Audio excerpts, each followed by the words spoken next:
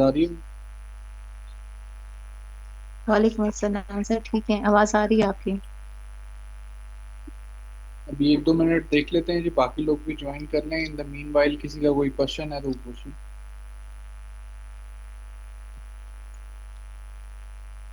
जी मलाइका। तो sir mistakenly raise हो गया था। अच्छा।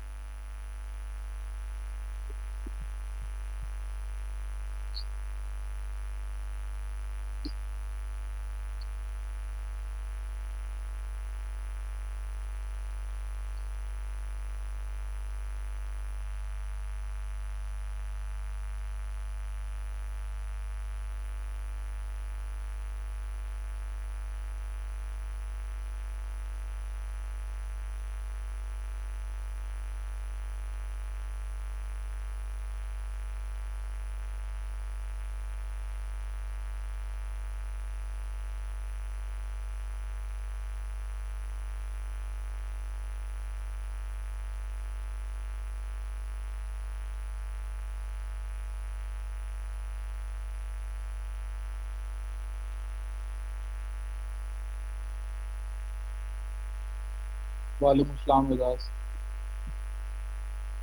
चलें जी, let's start. Basically for the recap, हमने क्रिमिनोलॉजी और क्रिमिनल लॉ को बेसिकली देखा था।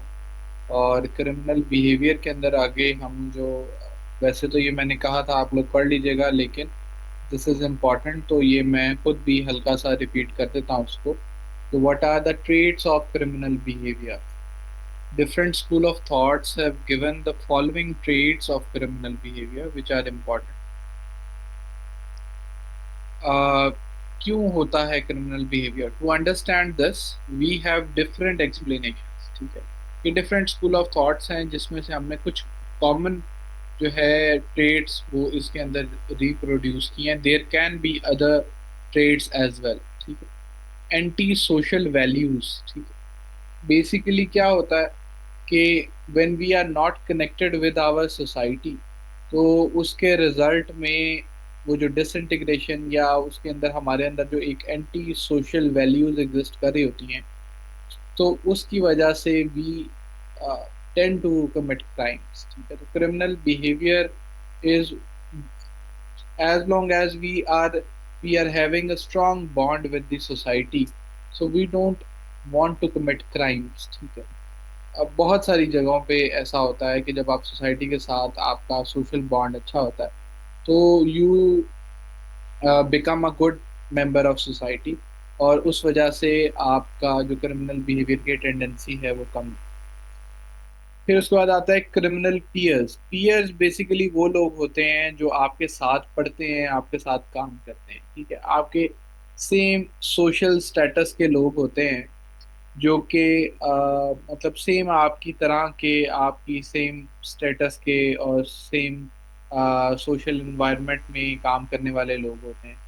तो उनके उनकी वजह से if they are having a criminal background or are involved in criminal activities, like if your friends are into drugs, तो there is a high likelihood कि आप भी जो है वो ड्रग्स यूज करने लग जाएंगे। ठीक है, तो ये एक पीयर्स जो होते हैं, आपको फ्रेंड्स, आपके जो ग्रुप्स होता है, इट इज़ वेरी इंपॉर्टेंट।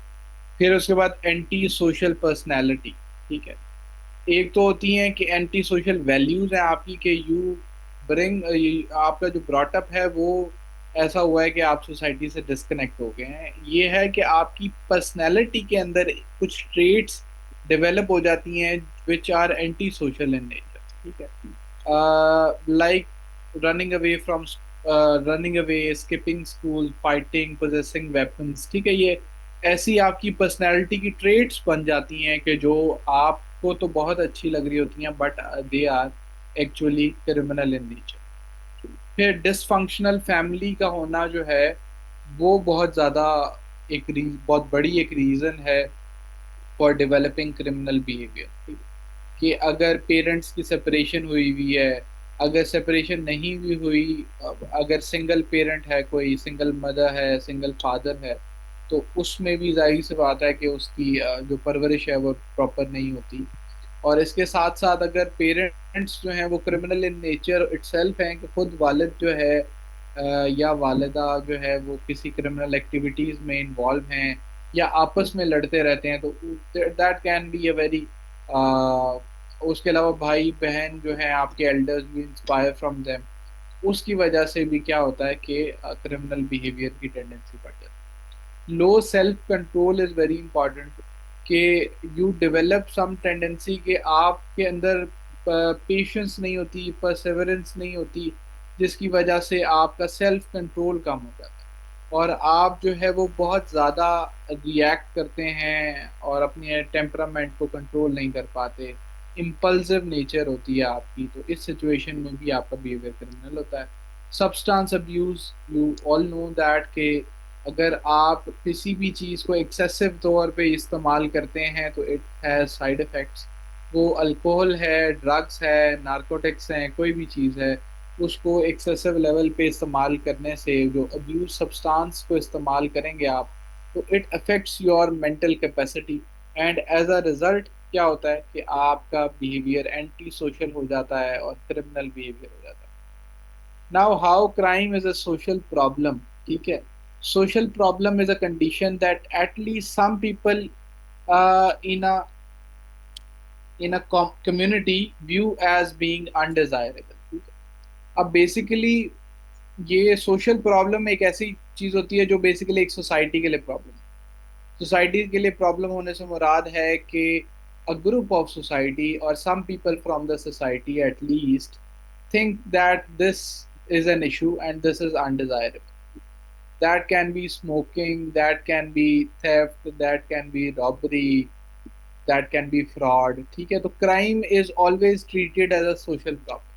मैंने आपको जैसा मिसाल दी थी कि all crimes are against the state, you can say that all crimes are against the community as whole, कि उनके अंदर ये टेंडेंसी होती है। अब सिविल जो आपके रॉन्ग्स, कुछ आपके क्रिमिनल रॉन्ग्स होते हैं, कुछ आपके सिविल रॉन्ग्स होते हैं। रॉन्ग्स का मतलब होता है किसी को नुकसान पहुंचाना, किसी के साथ बुरा करना, गलत करना, ठीक? किसी के राइट्स की वायलेशन करना को रॉन्ग कहते हैं। जो सिविल रॉन्ग्स होते हैं उसमें आप दो पार्टीज आपस में इन्वॉल्व होती है और उसमें कोई थर्ड पार्टी इफेक्ट नहीं होती। लेकिन जो क्राइम्स होते हैं वो सिर्फ उस सेकंड पार्टी को अफेक्ट नहीं कर रही होती, बल्कि उसके साथ साथ पूरी सोसाइटी को भी थ्रेटन कर रही होती है। क्योंकि उसके अंदर एक ऐसी मलिशियसनेस होती है कि वो पूरी सोसाइटी उससे इंडेंजर होती है। That is why crime is always treated as a social problem. Social problems directly or indirectly affect a person or many members of a society are considered to be problems or controversy related to moral values of both the examples की murder, drug abuse. Different cultures have different perceptions what may be normal behavior, ठीक है। अब ये हमने पहले भी देखा था कि दो crime is a social problem, but every crime is not a social problem for every society. Her society का अपना कल्चर है, अपनी वैल्यूज हैं, अपने मॉरल्स हैं। That is why the crime is different in one society and different in another society. मतलब वही conduct जो है वो क्राइम होगा एक सोसाइटी में और दूसरी सोसाइटी में हो सकता है। It is a normal thing. तो इस वजह से भी ये क्राइम की डेफिनेशन जो है वो वेरी करती है। Social issues are distinguished from economic issues. Some issues have both social and economic aspects, such as immigration. There are also issues that don't fall into the category such as wars.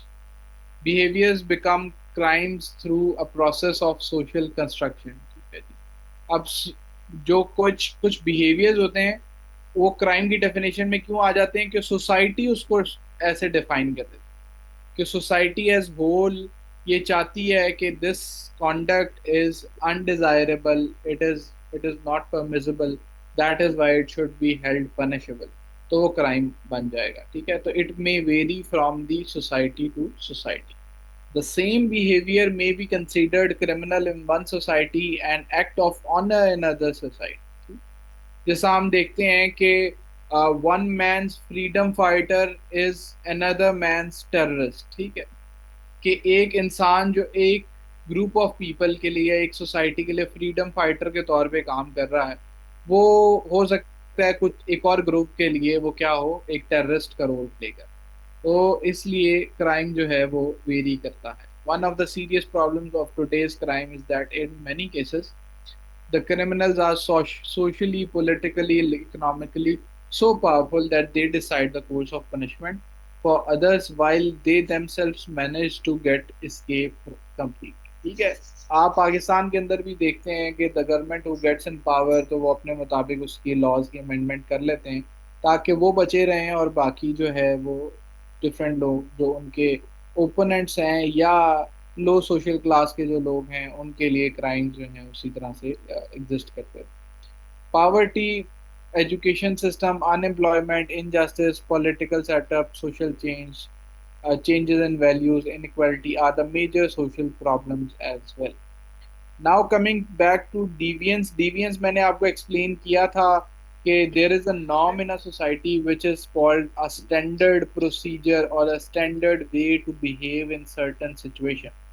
तो उस situation के अंदर से अगर आप society के मुताबिक act नहीं करते, जो सोसाइटी ने स्टैंडर्ड सेट किया है, तो दैट इज कॉल्ड डिवियंस। जी मलाइका।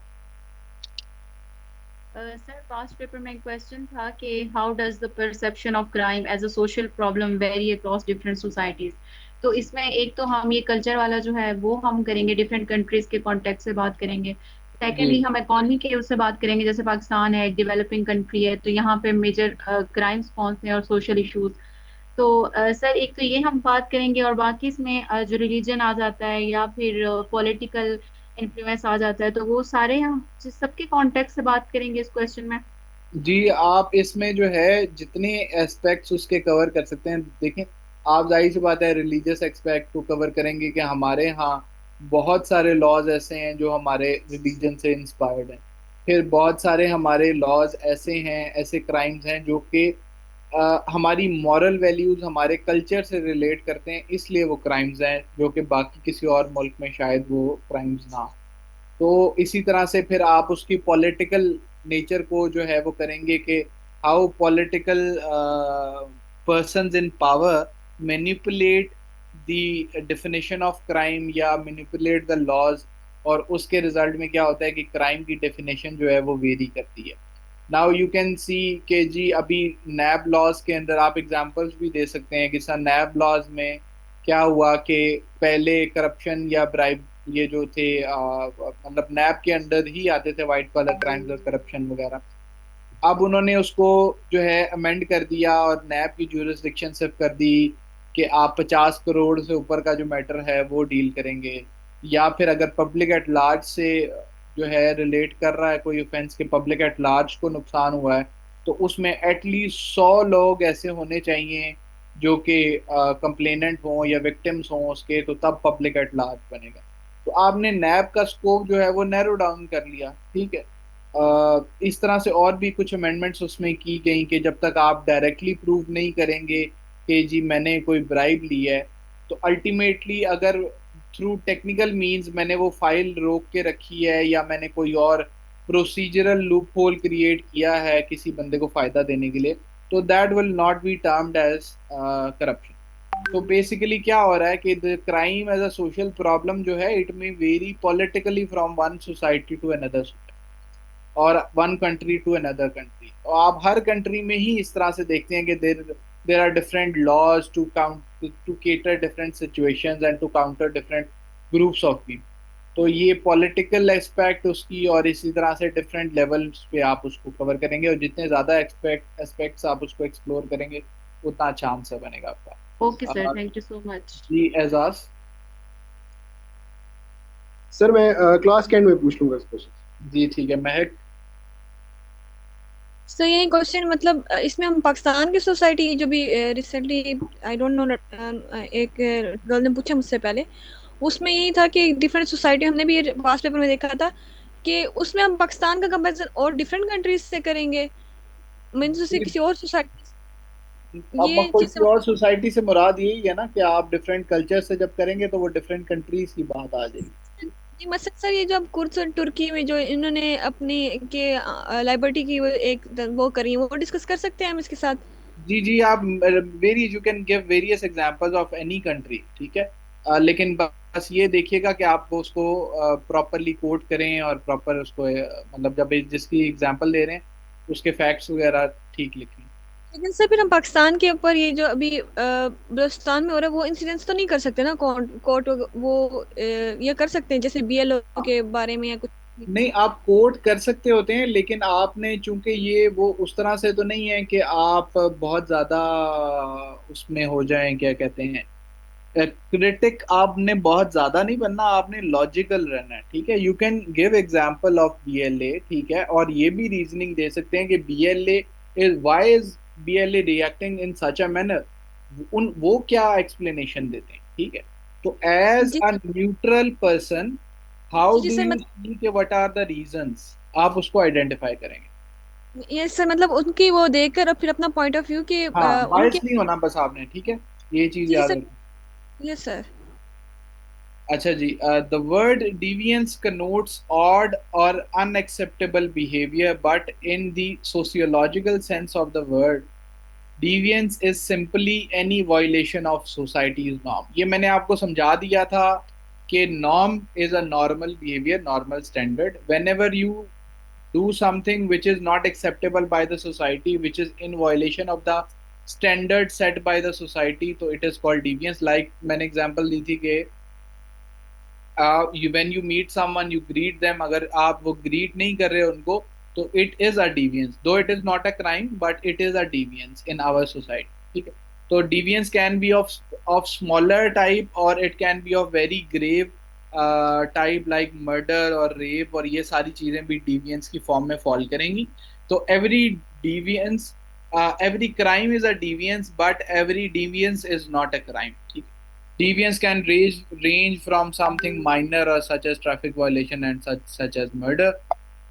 ये तो जनरल सा कॉन्सेप्ट है, इसको आप देख लीजिएगा। Opposite of deviance is conformity, ठीक है, ये चीज देख लें कि डिवियंस, जो डिवियंट बंदा होता है उसके साथ उसका ऑपोजिट होता है कंफॉर्मिस्ट। कंफॉर्मिस्ट वो बंदा होता है जो सोसाइटी ने स्टैंडर्ड सेट किया है उसके मुताबिक एक्ट करता है। ही always become good member of society, और सोसाइटी जैसी भी है वो जैसे भी कर रही है, लेकिन उसका जो स्टैंडर्ड है वो उसके मुताबिक उसको पूरा उतर रहा है, ठीक है। He is not rebellious in nature. It is condemned because it is considered threat to the society. Conformity means obedience to the norms, whereas deviance is their violation. Deviance is often divided into two types of deviant. The first, crime, is the violation of formally enacted laws and is referred as a formal deviance, ठीक है। एक formal deviance होती है और एक informal deviance होती है। Formal deviance वो होती है जो कि आपने लॉज चूंकि बना दिए हैं, तो आप उन लॉज की वायलेशन कर रहे हैं, तो वो एक फॉर्मल डिवियंस कहलाएगा, ठीक है। Robbery, theft, rape, murder. Second type of deviance refers to violation of informal social norms, ठीक है। Norms that have not been codified, ठीक है, वो कोडिफाइड नहीं होते, वो लॉ की फॉर्म नहीं होती, लेकिन फिर भी सोसाइटी उसको बुरा समझती है। लाइक पिकिंग वंस नोज, ठीक है, फिर बेल्चिंग लाउडली, डकार लेना पब्लिक में, ठीक है, standing too close to another unnecessarily. तो these are also forms of deviance. Deviance and relativism. Deviance is relative issue and standards for deviance change based on the number of factors including the following. मैंने जैसा बताया crime की definition change होती है, variable है, इसी तरह deviance उसका पेरेंट एक तरह से जो कॉन्सेप्ट है वो भी वेरिएबल है, और इट में डिपेंड उसकी डेफिनेशन या क्या चीज़ डिविएंट है या नहीं, इट में डिपेंड ऑन द लोकेशन, किस जगह पे हैं आप, एज, ठीक है, जैसा आप चर्च में किस तरह से बिहेव, मॉस्क में किस तरह से बिहेव करेंगे, ऑफिस में किस तरह से बिहेव करेंगे, और पब्लिक में किस तरह से बिहेव करेंगे, it all varies from the place to place. तो आपकी एज क्या है, आपके सोशल स्टेटस से ताल्लुक रखते हैं, इंडिविजुअल सोसाइटीज के, हर सोसाइटी के अंदर क्या चीज़ डिविएंट समझी जाती है और क्या नहीं, इट इन सब चीज़ों से ये रिलेटिव होती है, ठीक है। तो रिलेटिविज्म इसके साथ ये चीज़ मतलब डिविएंस की डेफिनेशन को चेंज करता है। टाइप्स ऑफ डिविएंस क्या होती हैं, एक प्राइमरी डिविएंस होती है और एक सेकेंडरी डिविएंस होती है। Primary deviance is it is the behaviour of people do not it is the behavior that people do not treat as deviant because either they are unaware of it or they regard it trivial, ठीक है। तो primary deviance वो deviance होती है जो कि very minor और trivial in nature होती है, और या फिर लोगों को पता ही नहीं होता, अंदाजा ही नहीं होता कि ये एक बुरी चीज है, ठीक है। जैसा बहुत सारे लोग जो हैं जब चलते हैं तो they make sound of their shoes, ठीक है, bye rubbing them with the ground. तो वो बहुत सारे लोगों के लिए एक नॉर्मल सी बात होती है और उसको वो कोई इतनी बड़ी बात नहीं समझते। लेकिन आप कभी एक ऐसी जगह पे जाएं जहाँ पे कोई मतलब लोगों के सोसाइटी पे डिपेंड करता है ना, तो वहां पे क्या होगा, उस क्लास उस सर्कल के अंदर वो बहुत बुरी चीज शायद समझेगा, ठीक। सेकेंडरी डिवियंस क्या होती है? It occurs when people are labeled and treated as deviants and deviance becomes an important part of their identity, ठीक है। सेकेंडरी डिवियंस ये होती है कि जब आप एक बंदे को उसके ऊपर एक, अभी आगे जाके ना हम थेरी एक पढ़ेंगे उसे कहते हैं लेबलिंग थेरी, कि आप उस बंदे के ऊपर लेबल लगा देते हैं कि ये तो जो बंदा है ना ये झूठा है, ठीक है। तो वो उसके अंदर उसको बार बार कह कह के वो उस चीज को एक्सेप्ट कर लेता है कि मैं एक झूठा हूँ, मैं एक फ्रॉड हूँ। जैसा आपने बहुत सारे लोग अपनी लाइफ में देखे होंगे जो अपने आप को बहुत ज्यादा मतलब तेज तरार होते हैं और दे एक्सेप्टेड कि जी मैं तो ऐसे चक्कर दे देता हूँ एक बंदे को, ठीक है। अब वो कोई अच्छी बात नहीं है, बहुत सारे लोगों के साथ वो फ्रॉड कर रहे होते हैं, ठीक है, लेकिन they accept it as a part of their identity. तो that is a form of secondary deviance, ठीक है। ये उसकी कुछ एग्जांपल हैं: sexual abuse, suicide, family conflicts, discrimination, child abuse.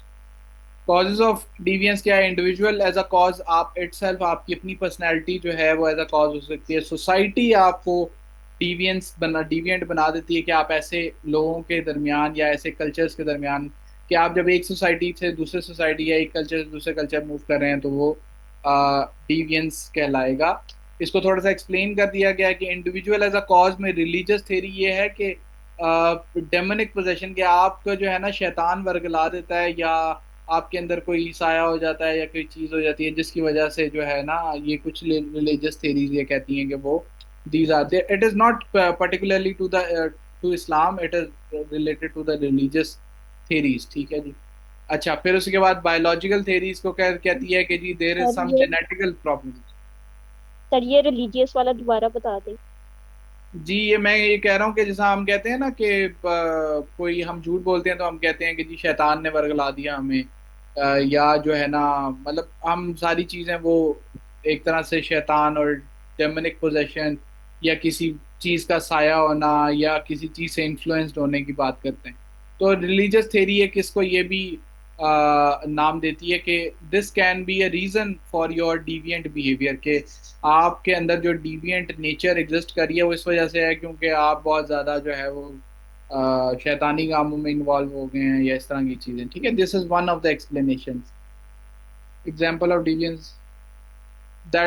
deviance that is not a crime ji, I have given multiple examples which is not a crime, like picking one's nose, ठीक है, not greeting someone, disrespecting your elders, ठीक है, और going in public, like for a male going in public without a shirt on, ठीक है, it is not a crime, it is nowhere defined कि जी इसकी कोई सजा होगी, लेकिन it is a deviant behavior।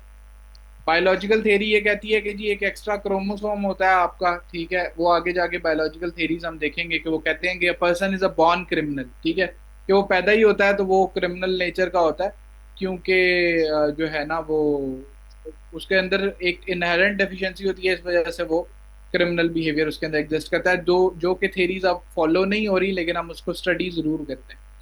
Psychological theory कहती है कि हम मॉरली डिप्रेव्ड हो जाते हैं, हमारे अंदर मोरालिटी जो है वो खत्म हो जाती है, इस वजह से हम डिविएंट हो जाते हैं। सोसाइटी एज अ कॉज कैसे हो सकती है? कि ट्रांजिशनल नेबरहुड है, कि आप ऐसी स्लम्स या ऐसे एरियाज में सेटल्ड हैं जहाँ पे क्राइम रेट ऑलरेडी बहुत ज़्यादा है, तो उस वजह से आपका ब्रॉटअप ऐसा होता है कि आप उसको डिविएंट बिहेवियर को या क्राइम को एज अ क्राइम ट्रीट नहीं करते।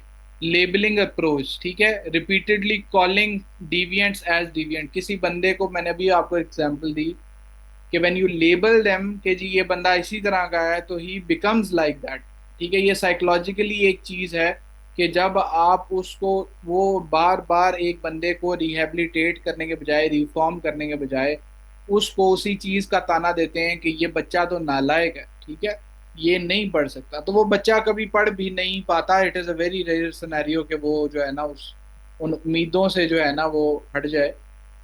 तो इस वजह से उस इस तरह से लेबलिंग जो है नहीं करनी चाहिए। और इसके अब ये भी जी इस्लाम एरियाज जो हैं वो पुअर, कच्ची आबादियां भी कह सकते हैं आप उसको, या ऐसे आबादियां होती हैं जहाँ पे वो जो फाइनेंशियली वीक लोग होते हैं वो रहते हैं। तो इस वजह से वहाँ पे थोड़ी सी क्रिमिनल टेंडेंसीज भी आप देखते हैं तो ज़्यादा। इट इज़ नॉट बिकॉज कि वो उस एरिया में रहते हैं तो ऐसे है, या वो जानबूझ के ऐसे होते हैं, लेकिन उनकी जो है वो अपब्रिंगिंग भी ऐसी होती है और फाइनेंशियल नीड्स की वजह से वो इस चीज़ों में इन्वॉल्व हो जाते हैं। अच्छा, डिफरेंशियल एसोसिएशन, ठीक है, कि आपकी कंपनी और आपका कलर जो है वो आपको एक एलिनिएट कर देता है, एक आपकी सोसाइटी से एंटी सोशल बिहेवियर पैदा कर देता है, इस वजह से भी। और क्लास और सोशल स्ट्रक्चर, पर्टिकुलर क्लास और social structure lead an individual to be deviant. अब बहुत सारे, अब ये दोनों क्लासेस में एग्जिस्ट करता है कि जो हाई सोशल स्टेटस के लोग होते हैं उनके अंदर भी बहुत सारी ऐसी चीजें होती हैं कि वो they do not respect many people, ठीक है, सब की बात नहीं कर रहा हूँ, लेकिन यू कैन सी के बहुत सारे लोगों में ये चीज़ पाई जाती है कि they are very arrogant in nature, they are very disrespectful, और फिर वो जो है ना बहुत ज़्यादा मॉरल्स को, एथिक्स को नहीं मानते, ठीक है, तो उनका बिहेवियर भी डिविएंट हो जाता है। और सिमिलरली ये किसी और क्लास के अंदर भी एग्जिस्ट कर सकता है। कल्चर एज अ कॉज, ठीक है, रॉबर्ट मर्टन की थेरी हम पढ़ेंगे इसमें, स्ट्रेन थेरी, ठीक है। स्ट्रेन थेरी जो है वो बेसिकली 4-5 किस्म के कॉन्सेप्ट देती है, और इसको जो है मैं आपको ब्रीफली एक्सप्लेन करता हूँ, इसको समझने की कोशिश कीजिएगा। कि रॉबर्ट के मर्टन ये कहता है कि सोसाइटी जो है ना आपकी, वो आपके लिए सर्टन स्टैंडर्ड सेट करती है, ठीक है। सर्टन स्टैंडर्ड से मुराद क्या है कि जिस तरह आप अपनी ज़िंदगी में देखते हैं कि आपके लिए ये रिक्वायर्ड है कि आप कोई अच्छी नौकरी करें, ठीक है, आपके पास अच्छी गाड़ी हो, आपके पास अच्छे कपड़े हों, आपके पास अच्छा घर हो, ठीक है, आप तमीज़दार हों, सब आपकी जो है वो रिस्पेक्ट करते हों, आपसे प्यार करते हों, आप किसी के लिए बुरा भला किसी को ना कहें, ठीक है, किसी के साथ, मतलब these are the standard set by our culture, our society. मतलब it is not in all of these things are not are basic needs, जो वो कहते हैं ना नेसेसिटीज के, हमारे ह्यूमन सर्वाइवल के लिए ये चीज़ ज़रूरी नहीं है, लेकिन बहुत सारी चीज़ें ऐसी हैं कि हम उस सोसाइटी में रहते हुए ड्यू टू पीयर प्रेशर और मैनी अदर रीजंस हमारे लिए एक स्टैंडर्ड सोसाइटी ने सेट कर, ठीक। अब एक बंदा होता है कन्फॉर्मिस्ट, वो तो उस सोसाइटी ने जो स्टैंडर्ड सेट किया है उसको किसी तरह से बाय लक और बाय अदरवाइज वो उसको अचीव कर लेता है, अब बाय हार्ड वर्क, ठीक है, और मतलब किसी तरीके से भी उसी उन्हीं स्टैंडर्ड्स को फॉलो करता है, वो उससे डिविएट नहीं होता, वो रिबिलियस नहीं होता, वो उसी तरह से बड़ों का एहतराम करता है, बच्चों के साथ प्यार करता है, सबके साथ अच्छा रहता है, ठीक है, अच्छी पढ़ाई बड़ा मेहनत से करता है, फिर उसके बाद जो है वो जॉब उसको बड़ी अच्छी मिल जाती है, अच्छी गाड़ी हो जाती है, घर हो जाता है, तो that person is a conformist, ठीक है। ये बंदा जो कन्फॉर्मिस्ट है ना, जो कन्फॉर्मिटी में फॉल कर रहा है, जो पहला हमारे पास यहाँ पे लिखा है, वो तो डिविएंट नहीं होगा, वो तो अकॉर्डिंग टू सोसाइटी के स्टैंडर्ड्स के मुताबिक काम कर रहा है, ठीक है। लेकिन 4 अदर अडेप्शंस, बेसिक अडेप्टेशंस दी हुई हैं इस थ्योरी के मुताबिक, कि उन चारों सिचुएशन के अंदर वो बंदा डिविएंट कहलाएगा, या उसका वो जो करेक्टरिस्टिक होगी वो डिविएंस हो जाएगी। क्यों होगी कि अब जब आप वो जो सोसाइटी ने एक स्टैंडर्ड सेट कर दिया है, अब अगर आप उसको अचीव नहीं कर पा रहे ना, तो आपके ऊपर स्ट्रेन बिल्ड होगी, प्रेशर बिल्ड, और आप सोसाइटी से एलियनेट फील करेंगे कि आप जो है वो सोसाइटी आपको उस तरह से वेलकम नहीं करेगी। इस वजह से जो है आपका बिहेवियर जो है वो डिविएंट होता जाएगा, ठीक है, अभी हम इसको पढ़ते हैं। हमारी जो 5 अडेप्टेशंस हैं, 4 ऑफ विच आर डिवियंसेस, 4 जो हैं उसमें से वो डिवियंस कहलाएंगी, एक जो है डिवियंस नहीं कहलाएगी। वो क्या है? वो conformity, agreement between an individual's behaviour and a group standard और expectations. A conformist is one who follows the majority's desires and standards. कंफॉर्मिस्ट वो बंदा होता है कि जो सोसाइटी ने या मेजॉरिटी ऑफ पीपल ने जो कोर्स अडॉप्ट कर लिया तो वो भी उसी रास्ते पे चलता है और उसी कोर्स को अडॉप्ट करता है, तो वो सोसाइटी उसको डिविएंट ट्रीट नहीं करती। अब सेकंड है हमारे पास इनोवेशन। इनोवेशन वो बंदा करता है, the act of introducing something new, believes in the society's standard or expectations but different mode of achieving them। अब ये वो बंदा होता है कि जो सोसाइटी के स्टैंडर्ड्स पे तो बिलीव रखता है, लेकिन जो सोसाइटी ने वो मोड या रास्ता बताया हुआ है उनको अचीव करने के लिए वो उस पे नहीं बिलीव रखता और वो नए मोड्स लेके आता है। लाइक फॉर एग्जांपल, वो ये चीज़ तो मानता है कि अच्छा घर होना चाहिए, अच्छी गाड़ी होनी चाहिए, ठीक है, रिस्पेक्टेबल लिविंग होनी चाहिए, लेकिन वो कोई हार्डवर्क करके डिग्री लेके नौकरी करके बिजनेस खोल के इस तरह से नहीं बनता। वो बल्कि फ्रॉड करता है, वो ड्रग ट्रेड शुरू कर लेता है, वो ब्राइबरी लेना शुरू कर देता है और इन सारी चीज़ों से वो पैसा कमा लेता है और पैसा कमा के वो स्टैंडर्ड्स पूरे कर लेता है। अब इस बंदे के बिहेवियर को भी कंफॉर्मिस्ट नहीं कहा जाएगा, इस बंदे के बिहेवियर को भी डिविएंट कहा जाएगा। ठीक है, क्यों? क्योंकि इसने सोसाइटी के स्टैंडर्ड्स को तो पूरा किया, लेकिन इसने वो जो मोड था, तरीकाकार था, वो ऐसा इनोवेशन उसके अंदर लेके आया which is not acceptable bye the society. Is there any difference between a conformist or a conservationist? इस थेरी में तो कंजर्वेशनिस्ट बेसिकली हम एक थेरी पढ़ें, उसमें तो कंफॉर्मिस्ट का नाम दिया, लेकिन कंजर्वेटिव लोग भी वही होते हैं जो according to the set standards और पैटर्न चल रहे होते हैं, तो यू कैन से। अच्छा जी, फिर इसके बाद आता है रिचुअलिज्म। रिचुअलिज्म ये होती है कि वो दिल से उस स्टैंडर्ड को नहीं मानता सोसाइटी के, लेकिन बस वो ना एक एक्शन परफॉर्म कर रहा होता है कि जिसका आप नहीं चाहते कि आप जो है वो इंजीनियर बने, लेकिन बस आपने जो है वो आप डेली जो है वो जा रहे हैं और हाफ हार्टेडली पढ़ भी रहे हैं और जो है ना वो भी कर रहे हैं। तो इस चीज़ को कहते हैं रिचुअलिज्म। कि रिचुअलिज्म में ओनली एक्शन होता है, लेकिन उसके अंदर कोई इंटेंशंस इन्वॉल्व नहीं होती, कोई उसके अंदर ना आपके अंदर अपनी डिजायर नहीं होती। तो ये चीज़ भी डिविएंस कहलाती। People obey norms outwardly but by going through the motions. ठीक है, सिर्फ मोशन परफॉर्म वो करते हैं, but they lack inner commitment to their roles and the underlying values of the social system. वो सोशल सिस्टम के अंदर जो अंडरलाइंग वैल्यूज होती हैं वो उसको नहीं मानते कि मैंने क्यों रिस्पेक्ट करनी है, मैंने क्यों ग्रीट करना है। बस वो ये है कि वो as a part of culture बस उसको परफॉर्म कर लेते हैं, लेकिन ज़्यादा उसकी कोई वो दिल से इज्जत वगैरह या दिल से उसकी कोई कमिटमेंट नहीं होती। This is called ritualism and this is also considered as deviance. फिर उसके बाद आती है रिटरियलिज्म। द रिटरियलिज्म में क्या होता है कि आप उन स्टैंडर्ड्स को भी जो है नहीं मानते सोसाइटी के, कि मैं इनको भी नहीं मानता और ना उनको फॉलो करते हैं और ना ही उन मोड्स को फॉलो करते हैं कि जो सोसाइटी ने तरीकाकार दी है। ठीक है, the rejection of culturally prescribed goals and the conventional means of attaining them. Means को भी और गोल्स को भी, दोनों को आप रिजेक्ट कर देते हैं। फिर इस रिटरियलिज्म के ऊपर एक और जो है वो आता है रिबिलियन।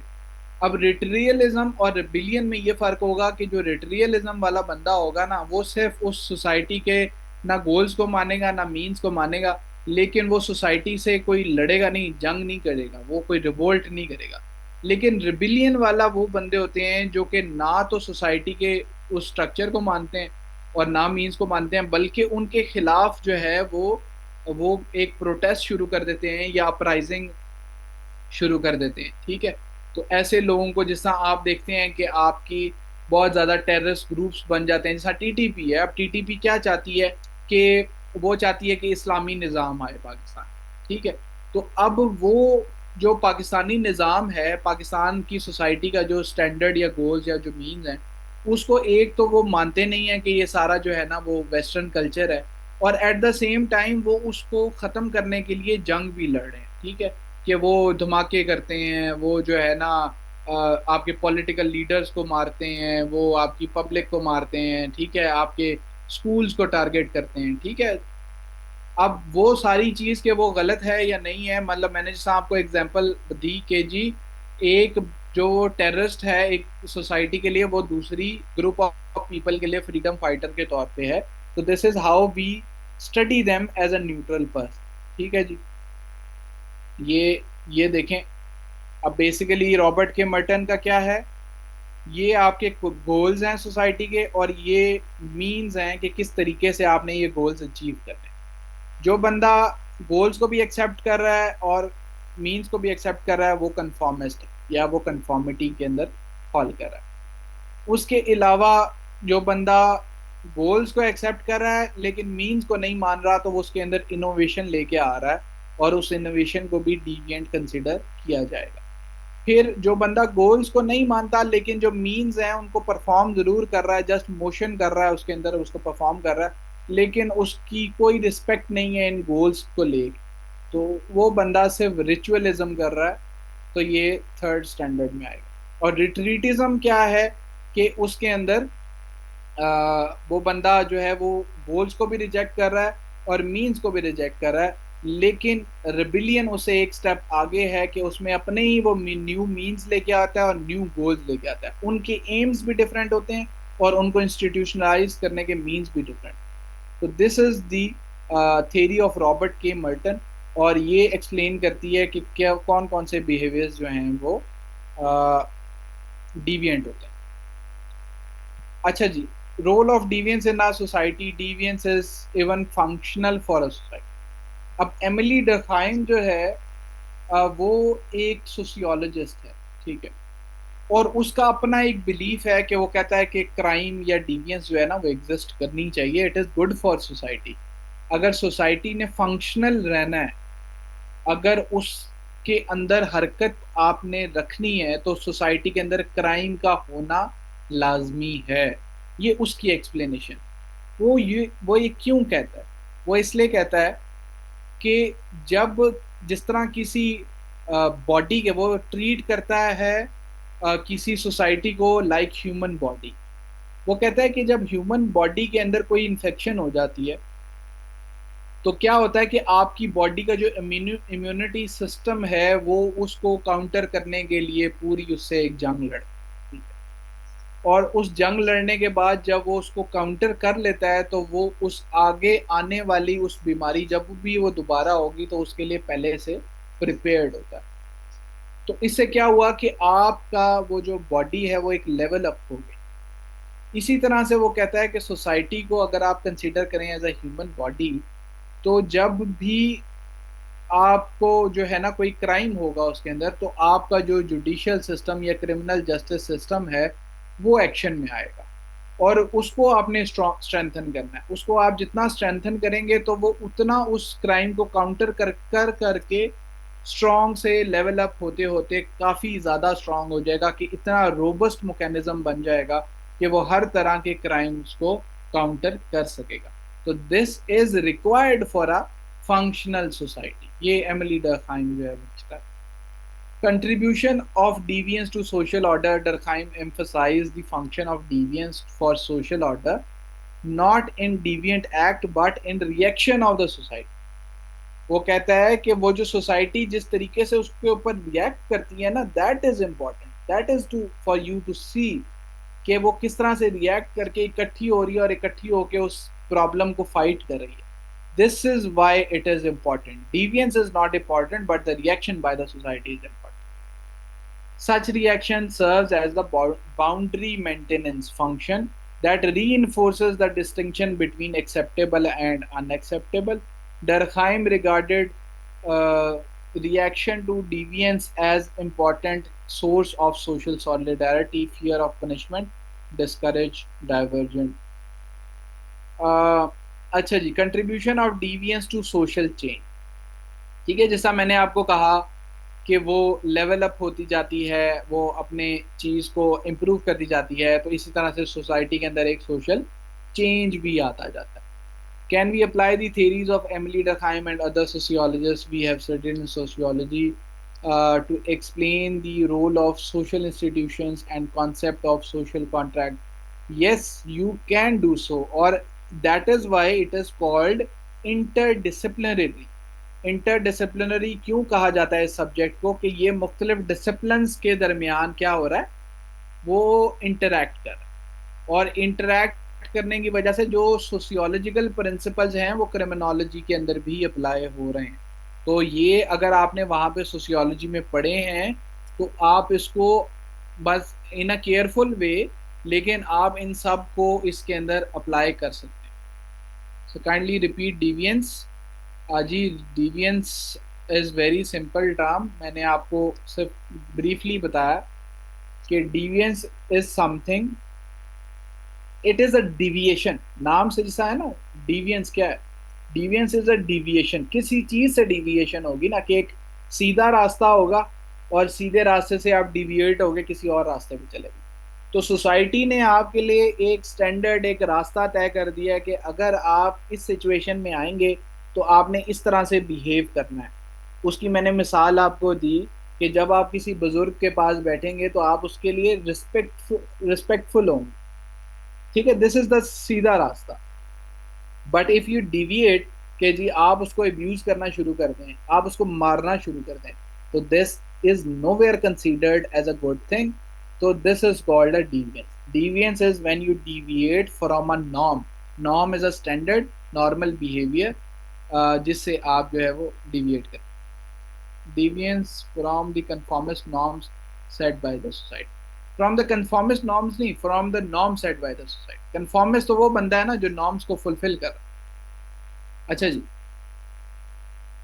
ये चीज़ आपको समझ आ गई होगी कि डिविएंस जो है वो एज अ सोशल चेंज कैसे लाता है। कुछ एग्जांपल्स बड़ी इंटरेस्टिंग हैं इसके अंदर। देखिए ना, Quaid-e Azam, Nelson Mandela, Martin Luther King, they were all considered as rebellious in nature, ठीक है?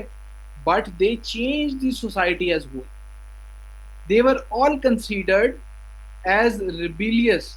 They were all considered somehow, some of them were even considered terrorists by the state. But they brought change. They brought social change. They brought good reforms in the society. So deviance is sometimes very good for the society or that culture in which you are living in. Role of deviance in society. Deviance also acts as a threat to social order, ठीक है? वो social order को एक threat के तौर पे भी काम करता है। जहाँ पे वो एक functional उसको बनाता है, वहाँ पे ये भी हो सकता है कि अगर आप उसको अलाउ कर दें तो वो सारे सोसाइटी के अंदर एक क्योस फैल जाए। लाइक हॉब्स, थॉमस हॉब्स जो है वो क्या कहता है कि deviants are rule breakers who threaten order because their action is disruptive. They must be curbed since as sickness threatens a human body, they threaten society. जिस तरह वो बीमारी को अगर आप कंट्रोल नहीं कर पाते तो आप भी तो मर जाएंगे ना। तो इसी तरह से जो अगर आप उस डिविएंट्स को कंट्रोल नहीं कर पाते वो सोसाइटी भी ब्रेक डाउन हो सकती। लेकिन थॉमस हॉब्स को जब आप पढ़ेंगे ना तो he is very negative kind of writer. मतलब नेगेटिव काइंड ऑफ राइटर से मुराद है कि इसकी थ्योरी ये कहती है कि इंसान is very selfish in nature, और वो जो है ना बड़ा जंगली किस्म का और बड़ा सेल्फिश और बड़ा ब्रूटिश है। तो उसको जो है वो डंडे से ही कंट्रोल किया जा सकता है, उसके अलावा जो है ना कोई हल नहीं। तो उसमें उसका एक कॉन्सेप्ट देता है वो Leviathan. Leviathan is a all strong form of government वो which can control the public, ठीक है? वो जो है ना वो स्ट्रॉन्ग लॉज ला के जो है ना वो उसमें इन्फोर्स करवाए, ठीक है? अच्छा जी, widespread deviance causes violence and violence leads to fear in the society that disrupts interaction in the society. Overlapping areas of concern, ठीक है? ये आप देख लीजिएगा, ये जो है क्रिमिनल जस्टिस को रेफर करेगा और सोशल कंट्रोल किस तरह से जो है वो करेगा। अच्छा जी, सिन आपको क्या पता ही है, obviously it is a violation of religious laws, ठीक है?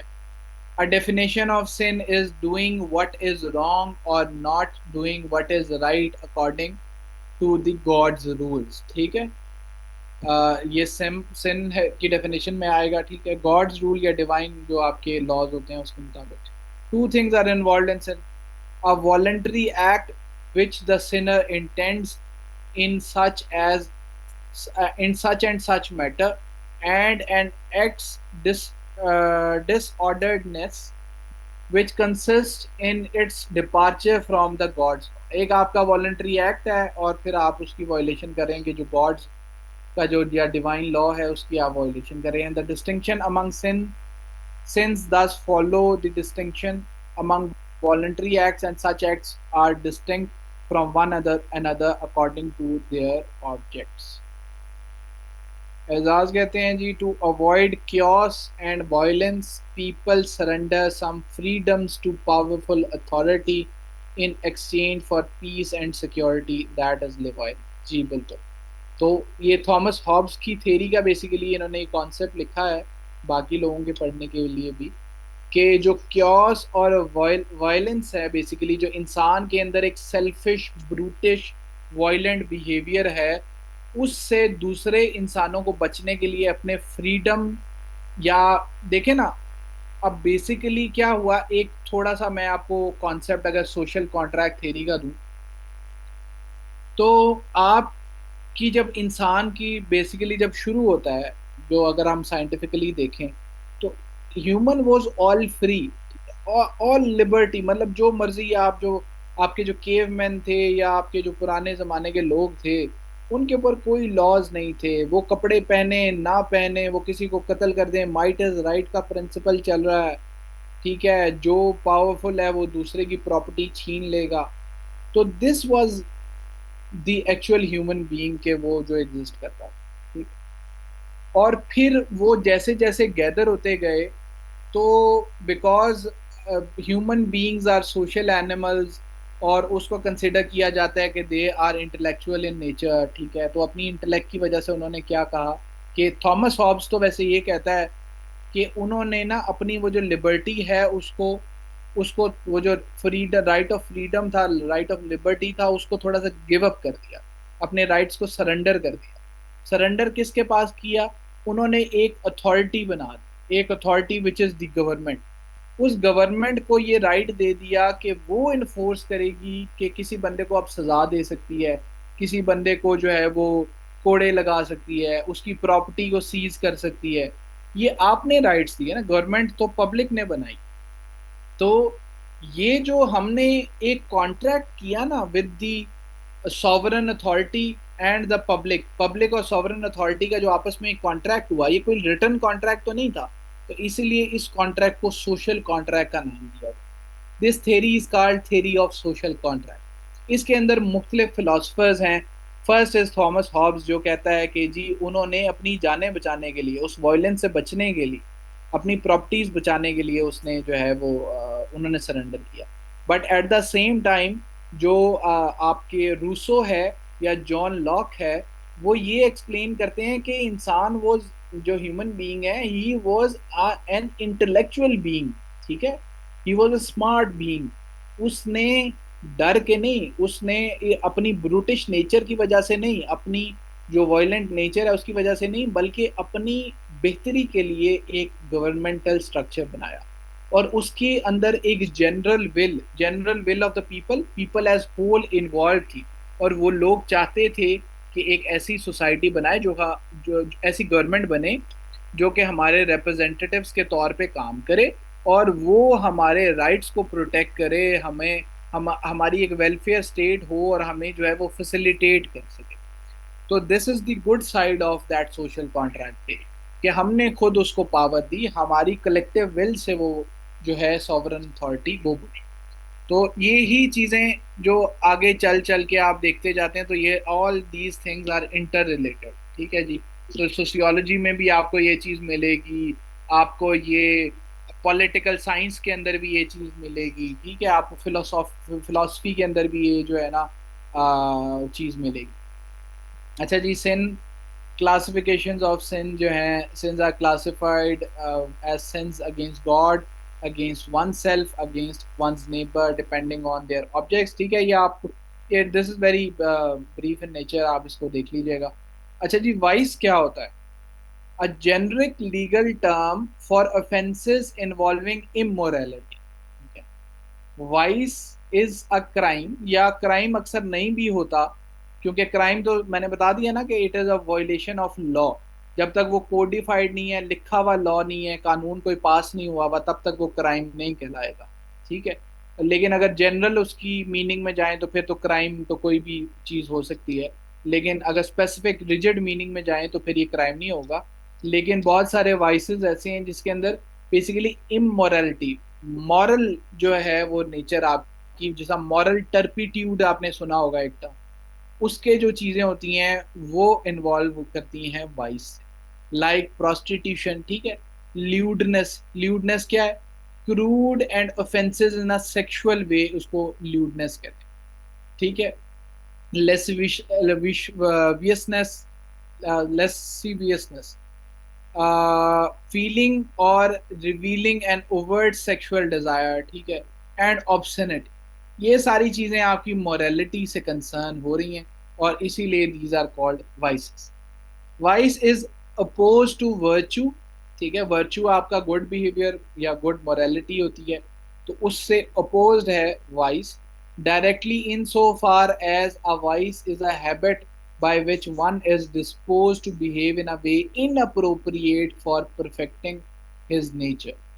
It is a practice, behavior, or a habit generally considered immoral, sinful, criminal, rude, taboo, depraved, ठीक है, डिग्रेडिंग इन अ सोसाइटी। ठीक है। इसके अंदर मतलब कोई ऑनर इन्वॉल्व नहीं होता, इमोरल होता है, सिंफुल या रूड होता है। इसको डिप्रेव्ड, डिप्रेव्ड का मतलब होता है कि आपके अंदर कोई मोरालिटी नहीं है। ठीक है। आपके अंदर कोई जो बड़ी डिसऑनर वाली कोई काम कर रहे हैं, तो दीज आर वाइसेस।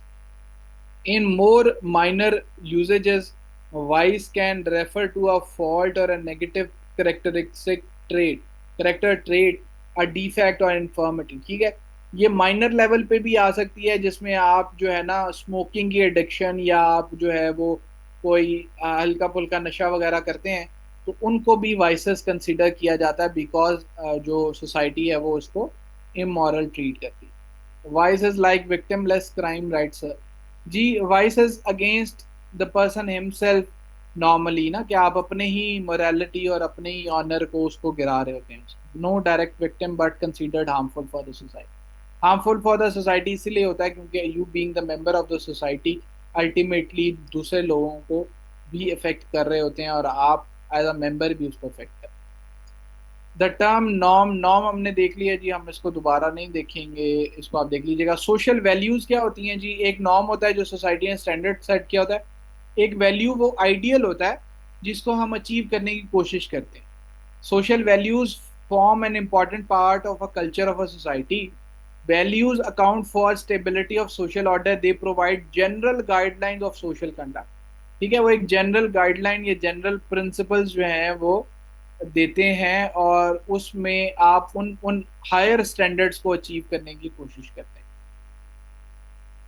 वाइस और क्राइम में जी ये डिफरेंस होगा कि क्राइम जो है वो कोडिफाइड लॉ की वायलेशन होगी, और वाइस की एक स्पेसिफिक मीनिंग है कि वो इमोरल नेचर का होता है।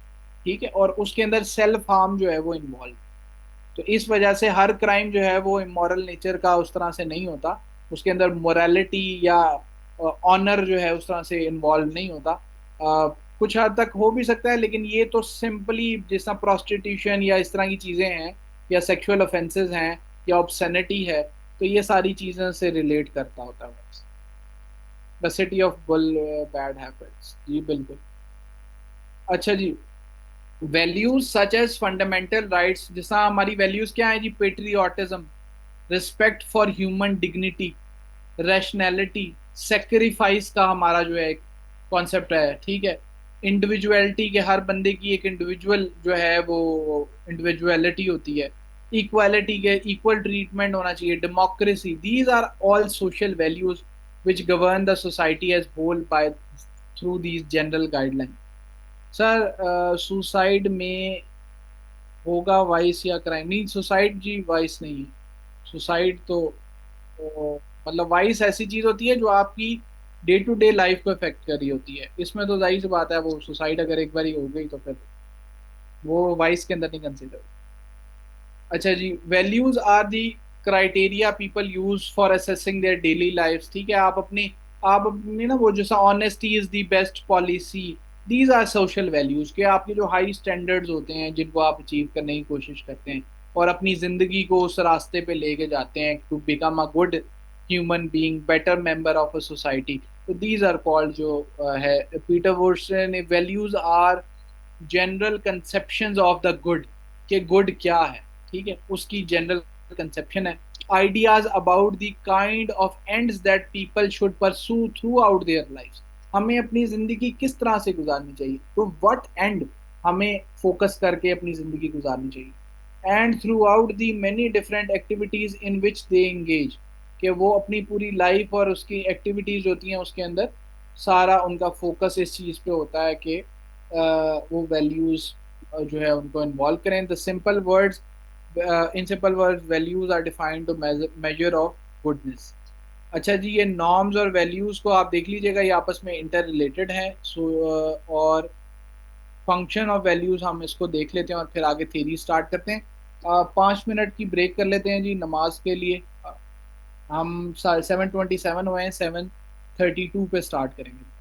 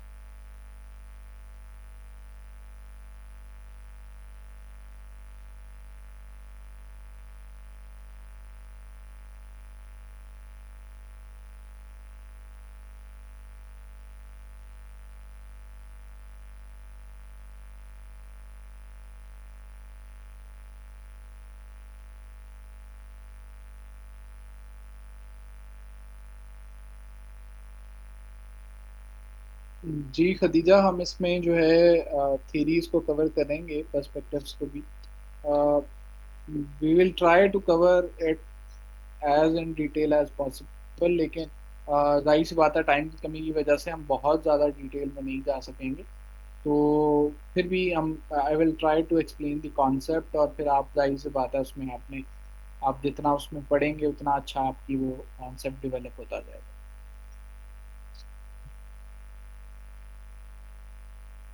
ओके जी, लेट्स स्टार्ट अगेन। हमारे जो फंक्शंस हैं, functions of values.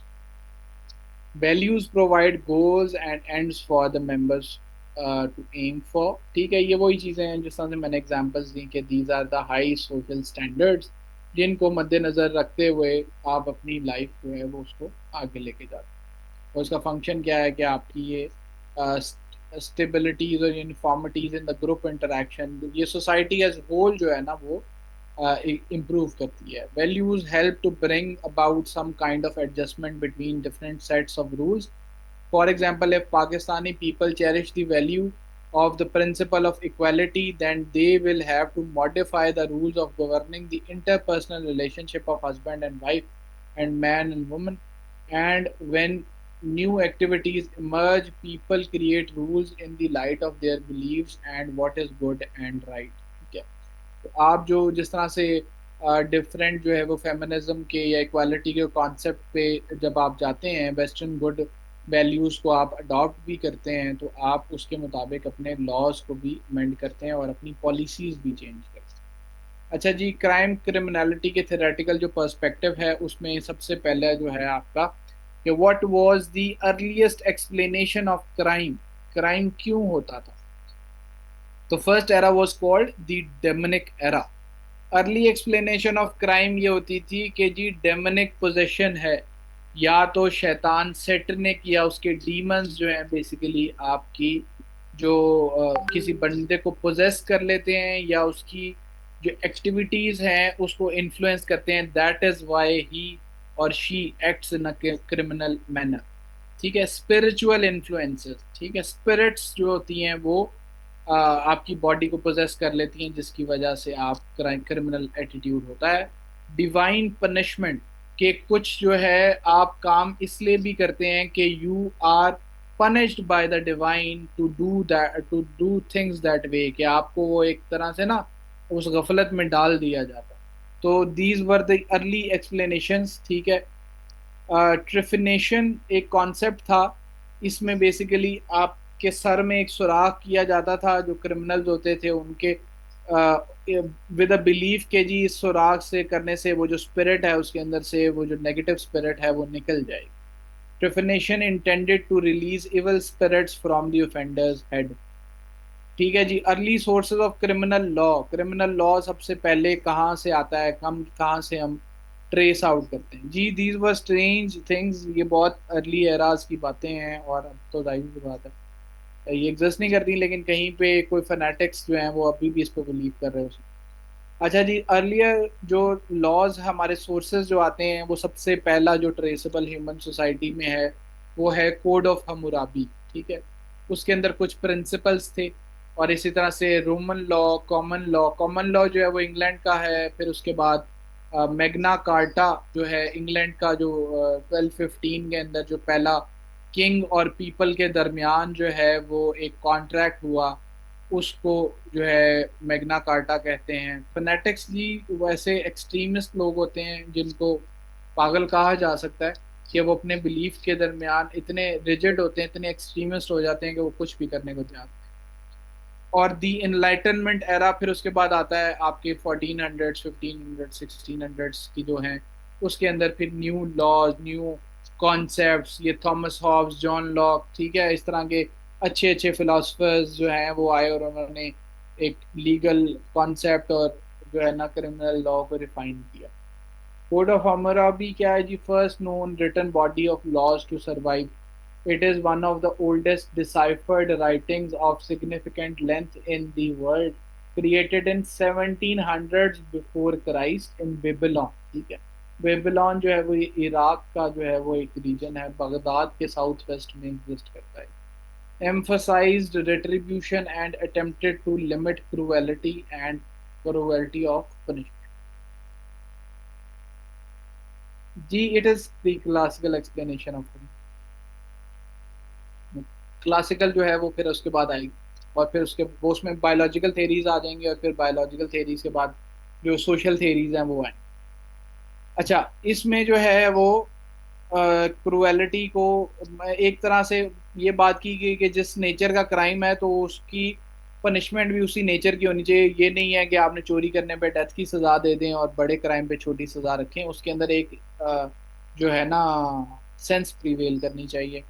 Early Roman law जो था derived from 12 tables, basically 12 tables थे 450 बिफोर क्राइस्ट में, रेगुलेटेड फैमिली, रिलीजियस और इकोनॉमिक लाइफ से रिलेटेड प्रिंसिपल्स या रूल्स इसमें थे, based on generally accepted common and fair practices. फिर उसके बाद जस्टिनियन कोड आया। बाइजेंटाइन एम्परर था जस्टिनियन फ्रॉम 55 टू 9 टू 565, और ये इसका एरा है, और इसने भी कोड जो है वो लॉज रूल्स बनाए। These are the earlier laws.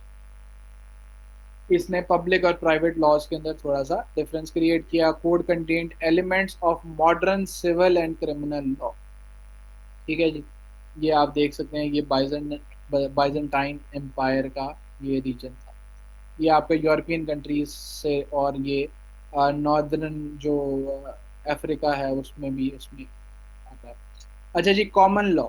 Common law basically कहते हैं कि आप बेसिकली इंग्लैंड के अंदर ये प्रिंसिपल सेट हुआ कि ऐसा नहीं होना चाहिए कि अगर एक जो आपकी कोर्ट है या आपका जो शेरिफ है या जो आपका एक जगह का गवर्नर है वो चोरी की सज़ा दे रहा है 2 साल, ठीक है, लेट सपोज, या 5000 फाइन जो है ना कॉइन्स के तौर, और उसके साथ वाला जो है वो 50,000 दे रहा है और 10 साल सजा दे रहा है।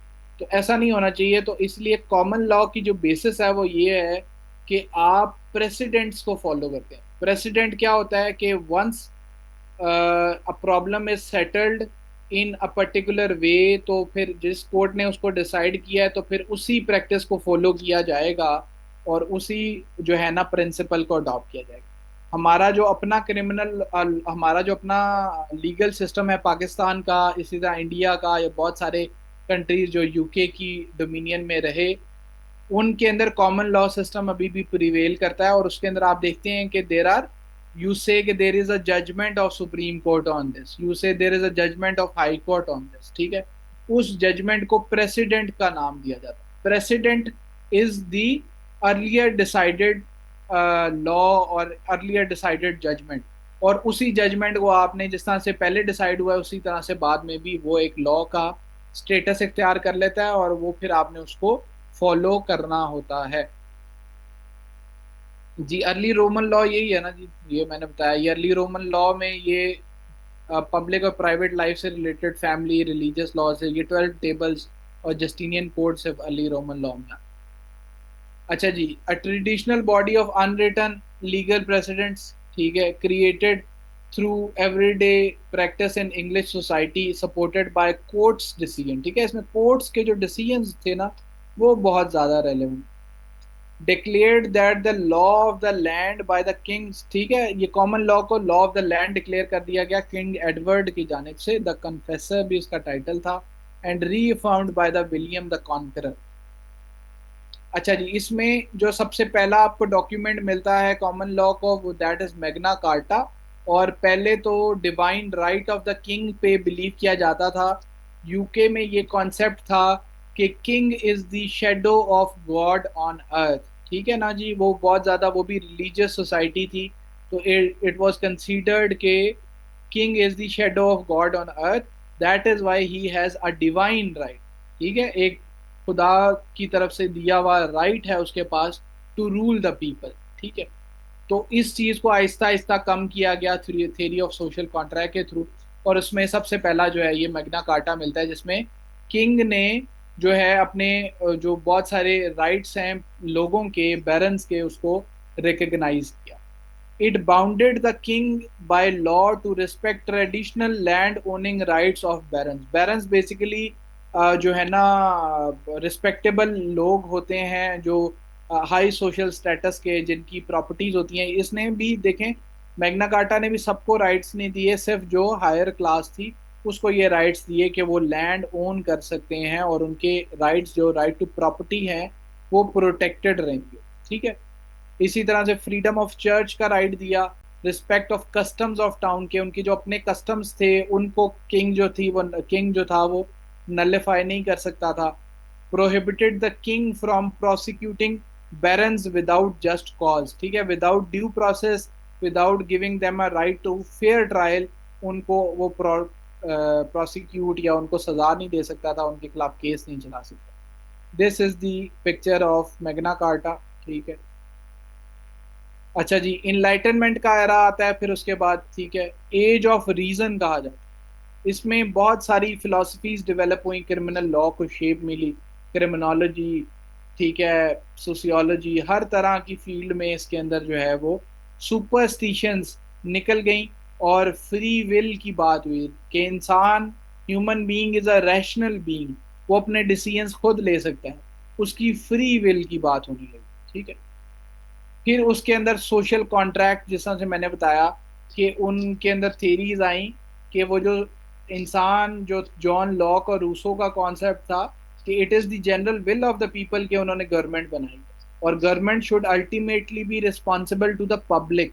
जिस तरह हमारे कॉन्स्टिट्यूशन में या हमारी जो डेमोक्रेसी का कॉन्सेप्ट है ना, तो उसमें ये है कि एक तो हमारा तो इस्लामिक कॉन्सेप्ट है ना कि sovereignty belongs to Allah Almighty. उसके बाद बेसिकली वो जो सोवरेनिटी की पावर एक्सरसाइज करनी है ना, वो आप पढ़ते हैं, अगर प्रीएम्बल पढ़ेंगे ना, तो वो उसमें लिखा हुआ है कि it will be exercised by the chosen representatives of the public, कि वो सोवरेनिटी बेशक अल्लाह को बिलोंग करती है, लेकिन ऑन द ग्राउंड जो उसने जो रूलिंग होनी है या जो लॉज की इम्प्लीमेंटेशन होनी है वो कौन करवाएगा? वो the chosen representative of the people होंगे, और that chosen representative of the people will always be answerable to the public. ठीक है। This is the basic concept of democracy. अच्छा जी, गवर्नमेंटल चेक्स एंड बैलेंसेस आ गए। ठीक है। गवर्नमेंट के पावर्स को चेक रखने के लिए उसके ऊपर जो है ना डिफरेंट कॉन्सेप्ट्स को लेके आया गया। चेक्स एंड बैलेंसेस का प्रिंसिपल अगर आप लोगों ने नहीं पढ़ा तो उसको सर्च कर लीजिएगा। दिस इज़ वेरी गुड के जी, how one institution in a democracy checks or balances the power of another institute. Government required to guarantee certain inalienable rights to their citizens, including right to life, health, liberty and possession. ठीक है।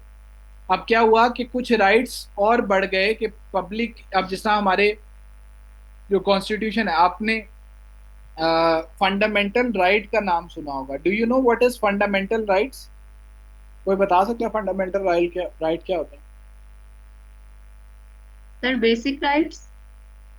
Sir ये मतलब basic right जिस तरह रोटी, कपड़ा, मकान, घर, ये चीजें जो होनी चाहिए। अच्छा जी, और कोई? अच्छा, इसके साथ साथ सर ये भी यही ना कि बेसिक ह्यूमन फ्रीडम्स। ये भी बताइएगा कि क्या ह्यूमन राइट्स और फंडामेंटल राइट्स में फर्क होता है? सर फंडामेंटल राइट्स में ही हमारे पास ह्यूमन फ्रीडम आएगी कि लीगली उनको प्रोटेक्ट भी किया जाए। अच्छा, आप जो बेसिकली बात कर रहे हैं, जो बेसिक राइट्स की बात की गई या ह्यूमन राइट्स की बात की गई, ये बेसिकली वो राइट्स होते हैं जो इंसान के एक ऑनरेबल सर्वाइवल के लिए ज़रूरी होते हैं। ठीक है। उसके में राइट टू लाइफ भी आता है, लिबर्टी भी आता है, प्रॉपर्टी भी आता है। ठीक है। Fundamental right is are also human rights, but वो थोड़े से स्पेसिफिक इसलिए हो जाते हैं कि फंडामेंटल राइट्स सिर्फ उन राइट्स को कहा जाता है जो कि आपके जो सुप्रीम लॉ होता है, लॉ ऑफ द लैंड, उसके अंदर इंश्राइंड होते हैं, प्रोटेक्टेड होते हैं। ठीक है। ये जैसा लिखा गया कि आर्टिकल 8 to 25, आर्टिकल 8 to 28 तक जाते हैं जी, 25 तक नहीं है, 28 तक है हमारे। These are the article. ये किस चीज़ का आर्टिकल है? ये कॉन्स्टिट्यूशन ऑफ पाकिस्तान का आर्टिकल है, और इसके अंदर जो ह्यूमन राइट्स इंश्राइंड है, those rights are called fundamental rights. और वो fundamental rights at all times जो हैं वो इन प्लेस रहते हैं और वो ख़त्म नहीं होते। ठीक है। गवर्नमेंट की ये ड्यूटी है कि वो उनको इन्फोर्स करवाए।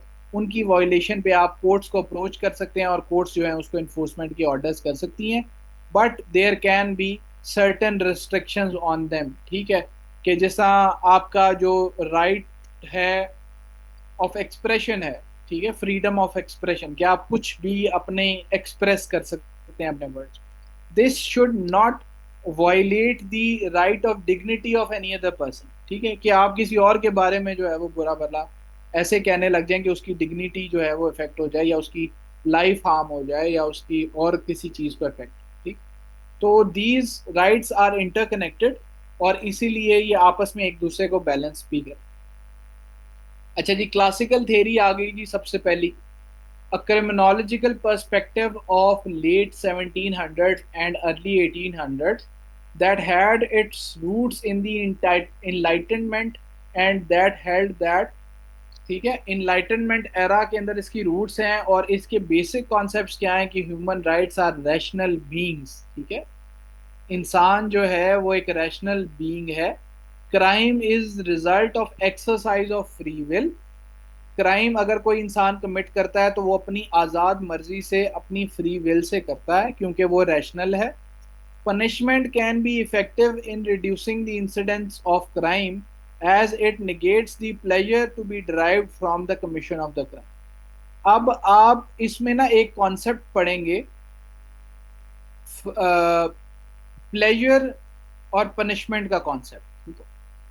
अब बेसिकली क्लासिकल थ्योरी ये कहती है कि जब कोई बंदा कोई, हम चूंकि रैशनल बीइंग्स हैं, हम समझदार लोग हैं, हम स्मार्ट पीपल हैं, इसलिए हमेशा अगर हम कोई क्राइम भी कर रहे हैं ना तो वो हम इसलिए करते हैं क्योंकि हमें उसके अंदर अपना कोई फ़ायदा नज़र आता है। वो फ़ायदा हमारा प्लेजर हो सकता है, कोई मॉनेटरी बेनिफिट हो सकता है या कोई भी और चीज़, उसको उन्होंने ओवरऑल डिफाइन कर दिया एज प्लेजर, कि हमें उसके अंदर प्लेजर मिलता है, हमें उसको करके एक खुशी मिलती है, हम प्लीज होते हैं, और जब हम वो कर लेते हैं तो एज अ रिजल्ट हमें उसकी पनिशमेंट मिलती है, ठीक है। तो वो ये कहता है कि अगर तो पनिशमेंट जो है वो बैलेंस नहीं होगी प्लेजर के तो क्राइम बढ़ता जाए, क्यों, क्योंकि प्लेजर ज़्यादा है, फ़ायदा उसका ज़्यादा है और नुकसान जो पनिशमेंट है उसकी कम है, तो इस वजह से रैशनल इंसान ये सोचेगा कि इसकी जो है ना क्राइम अगर मैं कर भी लूँ तो मुझे इसका कोई नुकसान नहीं है, अगर मैं एक बैंक रॉब कर लूँ और मैं 1 साल के अंदर बाहर आ सकता हूँ, ठीक है, तो उसका जो नुकसान है मुझे वो बहुत कम है और उसका फ़ायदा बहुत ज़्यादा है, तो ये आपको ड्राइव करता है इनटू कमिटिंग दैट क्राइम, ठीक है। तो इसलिए कुछ थेरिस्ट ये भी कहते हैं कि आपको पनिशमेंट को बढ़ा देना चाहिए ताकि वो डेटरिंग प्रिंसिपल के तौर पे काम करे, कि वो एक तो इसकी प्लेजर को कम करे और आने वाले लोगों भी उससे डरें कि जी अगर हम ये क्राइम कमिट करेंगे तो पनिशमेंट इतनी ज़्यादा है कि उसके रिजल्ट में हमें सफ़र बहुत ज़्यादा करना पड़ेगा, ठीक है। तो लेकिन अब जो न्यू थेरीज हैं वो इससे हट चुकी हैं और वो कहती हैं कि deterrence is not the solution, ठीक है, लेकिन खैर हम फिलहाल इस थेरी को पढ़ते हैं। It was the one of the earliest approaches in explaining the causes of crime. In 1764 एक क्रिमिनोलॉजिस्ट है जिसका नाम है Cesare Beccaria, wrote an essay on crimes and punishment which set forth classical criminological theory। ये जो इसका essay था, it is somehow the basis of the classical criminology। इसने वो एक classical criminology की जो foundation है वो एक तरह से set। He argued that offenders must be presumed innocent। देखिए अब ये वाला कॉन्सेप्ट पहले वाले से हट गया है, अब हम एक रैशनल एरा के अंदर एंटर हो गए हैं और इसमें आप क्या कर रहे हैं कि ऑफेंडर्स को until they are proven guilty उसको इनोसेंट ट्रीट कर रहे हैं। That offences and punishment must be defined in a written code. जब तक कोई ऑफेंस जो है, क्राइम जो है वो लॉ में, रिटन लॉ में डिफाइंड नहीं होगा और उसकी सज़ा डिफाइंड नहीं होगी, तब तक उसकी सज़ा जो है या वो क्राइम नहीं कहला सकता, ठीक है। इसी तरह से there is a Latin term जिसकी जो मीनिंग है वो ये है कि there is no crime without legislation. If there is no written legislation, कोई एक्ट नहीं बना हुआ, तो फिर इट इज नो क्राइम, ठीक है। इट इज एस्टैब्लिश्ड प्रिंसिपल जो हमारे क्रिमिनल लॉ में इसको माना भी जाता है। And that the guilty must be held accountable and punished for their wrong doings. ठीक है, तो इसके ऐसे ने 3 चीजें दी कि जब तक आप गिल्टी प्रूव नहीं करते उसको इनोसेंट ट्रीट करें, और फिर जब अगर उसको सजा देनी है तो पहले तो लॉ में उसकी पनिशमेंट और उसके क्राइम की डेफिनेशन दें, और फिर थर्ड ये है कि अगर वो गिल्टी प्रूव हो गया है तो फिर उसको उसकी रॉन्ग डूइंग की सजा दें, उसको फिर आप छोड़ नहीं सकते, उसके साथ कोई और ट्रीटमेंट लेसर नहीं करें। It was based on the believe that people have free will and must be held accountable. ठीक है, अब इसमें इस क्लासिकल थेरी को सोशल थेरी से इस तरह से डिफरेंट किया जाता है कि क्लासिकल थ्योरी का सारा फोकस ही ये है कि इंसान रैशनल है, रैशनल होने की वजह से उसकी अपनी आज़ाद मर्जी है, और उस आज़ाद मर्जी की वजह से वो जो काम भी करता है उसके लिए वो खुद रिस्पॉन्सिबल होता है। लेकिन सोशल थ्योरी ये कहती है कि बहुत सारे काम ऐसे होते हैं जो कि उसके लिए वो खुद नहीं करता, बल्कि उस वो ऐसी सोसाइटी में वो पला बड़ा होता है, वो ऐसे पेरेंट्स के साथ रहा होता है, वो उसने ऐसा ट्रॉमा सफ़र किया होता है अपनी लाइफ के अंदर कि उसकी टेंडेंसी क्रिमिनल हो जाती है। ठीक है, ये उसकी अपनी मर्जी नहीं होती कि वो जो है अपनी मर्जी के बावजूद सब कुछ जानते बूझते हुए भी ये काम कर रहा है, फ्री विल होती है, बट उसकी फ्री विल इन्फ्लुएंस होती है बहुत सारी चीज़ों की वजह से। तो वो क्लासिकल थ्योरी से एक स्टेप आगे चले गए, अभी हम वो पहले वाले स्टेप पे हैं, classical theory. The theory presumes that individuals have equal rights, coexist in a society, and held together by common goals and beliefs. This theory is a product of enlightenment and based on the assumption that people exercise free will and thus are completely responsible for their actions. इसका जो basic gist है वो क्या है कि people free will exercise करते हैं, इसलिए तमाम completely they are responsible for their action, इसलिए उनको सजा मिलनी चाहिए।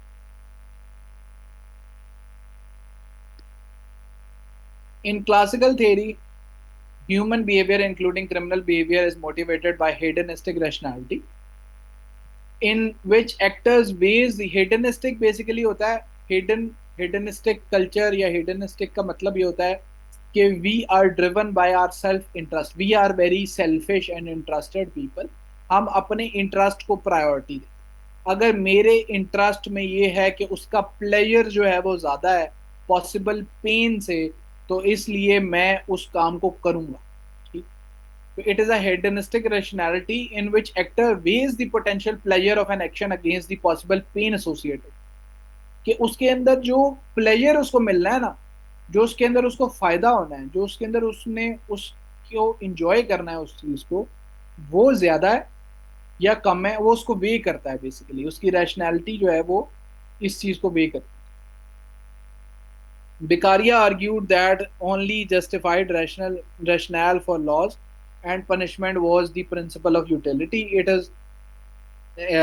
is this principle that a policy should provide the greatest happiness shared by the greatest number. ठीक है, ये जेरेमी बेंथम की प्रिंसिपल ऑफ यूटिलिटेरियनिज्म है।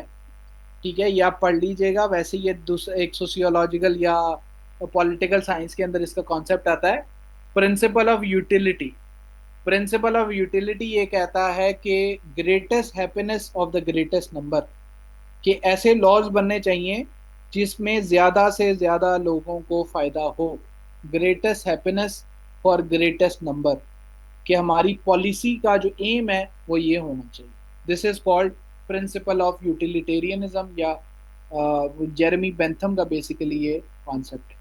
Beccaria believed the basis of the society as well as the origin of the punishment and right to punish is in the social contract. ठीक है, ये भी social contract पे believe रखता है कि सोसाइटी या स्टेट कैसे लोगों को सजाएं दे सकती है।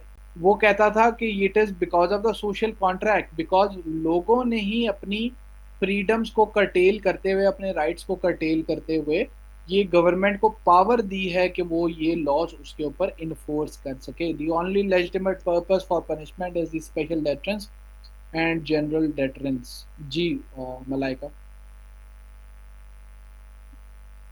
सर सर ये कॉन्सेप्ट समझ नहीं आया कि ऐसे लॉज होने चाहिए जिसमें प्लेयर ज्यादा हो। मीन सर वो कैसे लॉज होंगे फिर? लॉ तो फिर प्लेयर ज्यादा नहीं, मैं आपको समझाता हूँ। बेसिकली क्या होता है, एक तो प्रिंसिपल मैंने आपको बताया प्लेजर और पेन का ना, कि क्लासिकल थ्योरी ये कहती है कि जो रैशनल ह्यूमन बीइंग्स है ना, वो वे करते हैं। वे क्या करते हैं? वो कंपेयर करता है कि अगर मैं ये क्राइम कमिट करूंगा तो मुझे प्लेजर ज़्यादा मिलेगा या पेन, उसकी सज़ा ज़्यादा। ठीक है, तो ये तो एक डिफरेंट कॉन्सेप्ट है ना, ये तो होपफुली आपको समझ आ गया होगा, पेन एंड प्लेजर। आप जो पूछना चाह रही हैं कि प्रिंसिपल ऑफ यूटिलिटी की जो बात है कि कैसे लॉज होंगे जो कि लोगों के प्लेजर को या ग्रेटेस्ट नंबर को हैप्पी रखेंगे, तो उसका ये एक मेटाफोरिकल टर्म है। इसका असल मतलब ये है कि बेसिकली तो कानून बनाया जाता है ना अवाम की बेहतरी के लिए। लाइक अगर कानून में ये लिख दिया गया कि आज के बाद if you commit robbery then it is punishable and its punishment will be 10 years। ठीक है, तो क्या हो रहा है कि इससे नुकसान किन लोगों का हो रहा है? उन लोगों का जो रॉबरी कमिट कर रहे हैं। और फायदा किन लोगों का हो रहा है? जो इनोसेंट विक्टिम, और victims are very large in number. ठीक है, तो it is the greater happiness of the greatest number का मतलब ये है कि ये ज्यादा से ज्यादा लोगों के लिए बेहतर अमल है, इसलिए उसको लॉ के अंदर इन्फोर्स आप कर देते हैं। आप ऐसा कानून बना देते हैं जिससे आपकी सोसाइटी एज होल को फायदा होगा। ठीक है जी। डेटरेंस बेसिकली होता है जी किसी बंदे को रोकना। और ये जो दो कॉन्सेप्ट है ना जी, स्पेशल डेटरेंस और जनरल डेटरेंस, सजा देने के दो पर्पस होते हैं। एक पर्पस होता है स्पेशल डेटरेंस। स्पेशल डेटरेंस का पर्पस से मुराद ये है कि जिस बंदे ने क्राइम कमिट किया है ना, वो दोबारा वो क्राइम ना कमिट करे, उसको उसकी सजा मिले ताकि वो इससे सबक सीखे, खुद सबक सीखे। दिस इज स्पेशल डेटरेंस, कि मैंने अगर कोई क्राइम कमिट किया है तो मुझे उसकी सजा मिलनी चाहिए ताकि मैं उससे सबक सीखूं। एक होती है जनरल डेटरेंस, कि मेरे केस को मिसाल बना दी जाए और मुझे जो सजा दी जा रही है वो बाकी आने वाले लोगों के लिए भी सबक आमोज साबित हो और वो लोग भी वो क्राइम ना कमिट करें। This is called general deterrence. ठीक है,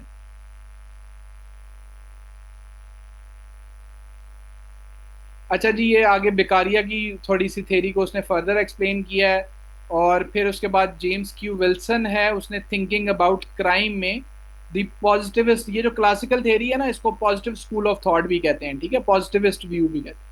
Positivist view that the crime was a function of external forces such as poverty that could be altered by the government programs. Instead, he argued that efforts should be made to reduce criminal opportunity by deterring would-be offenders and incarcerating the known criminals। ठीक है, इसने भी वो deterrence के principle को enforce करने की कोशिश।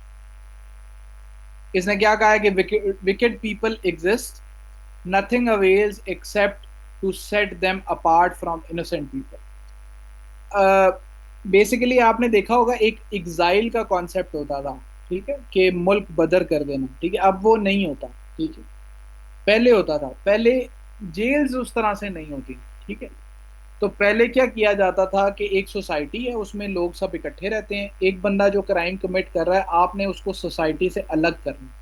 वो जो विकेड पर्सन है, वो जो बुरा इंसान है, उसको आपने सोसाइटी से अलग करना है, तो आप उसको एग्जाइल कर रहे, आप उसको उस इलाके से निकाल देते। तो उसी का एक कॉन्सेप्ट अभी के आज के दौर में आ गया, जो प्रिजन सिस्टम, कि आपने उस बंदे को अगर सोसाइटी से अलग करना है तो आप उसको उस जेल में या उस प्रिजन में डाल दें, तो वो सोसाइटी से इंटरेक्ट नहीं कर पाएगा। और इसलिए उसको सेपरेट रखते हैं ताकि वो दूसरे लोगों को भी इफेक्ट ना करे। जी एजाज।